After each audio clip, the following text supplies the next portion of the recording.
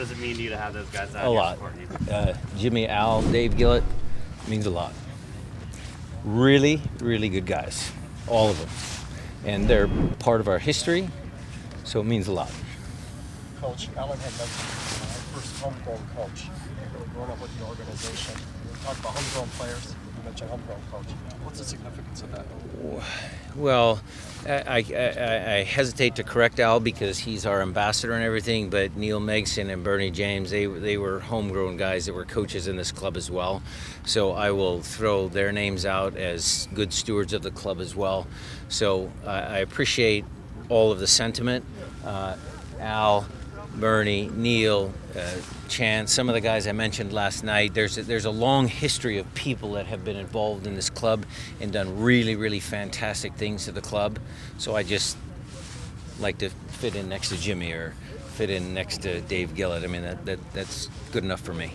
Coach, your first day of training as full-time head coach, was any different out there today? Or was No. it business as usual? Well, it was a gorgeous day out. I mean, you guys brought the sunshine, but no, it was good. I mean, the guys were energized. They were in a good spirit, so training was good. Can you tell how much that toe's bothering Joevin? I mean, he still looks pretty damn fast, but I mean, can you tell when it bothers him? I only can tell when it bothers him when he asks if he needs to get injected. And the last game he didn't need to be injected anymore, so I'm assuming that that's getting better. Aside from the guys who were here, there were many people around the league who thought you were the perfect guy for the job. In those, Fernando Clavijo, one of the people who had talked about you being his assistant, he's played with you, and he said there was nobody better for the job. What's your relationship with Fernando, or was? Well, very good. I mean, we played together for 4 years, and I was his assistant at the Sea Dogs, in one of the indoor things. I appreciated all of the support from everybody, not just nationally, but locally, and there were a lot of people, a lot of texts that I have to respond to today. Coach, what's the response been like from your players? Have any of them kind of reached out privately to you to say congratulations and things like that? Well, they all, when we made the announcement, when Adrian and Garth came down and made the announcement to the team, that was good. They were all, happy.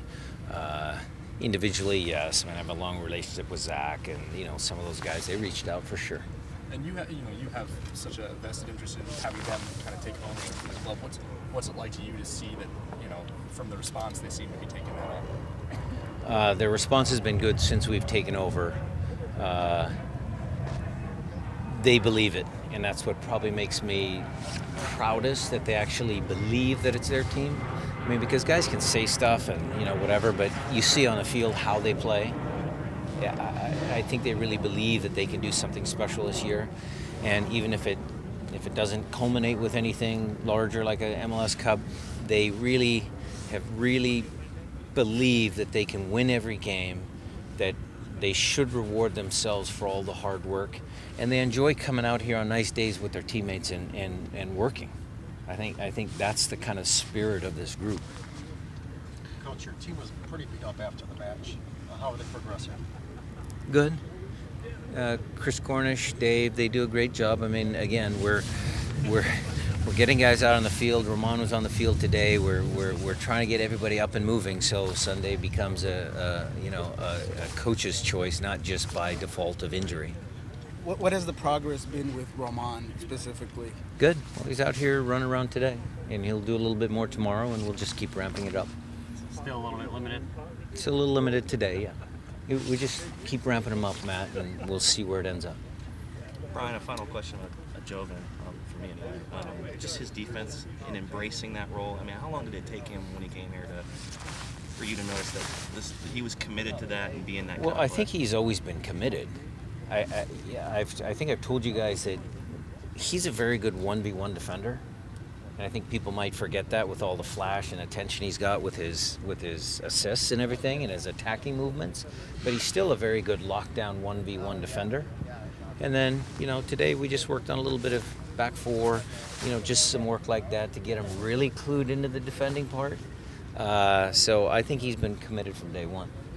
If you had to pinpoint one, what would you say is the biggest difference between the Jordan Morris of earlier in the season in his first initial games to Jordan Morris of now, as you guys are just one difference, or any?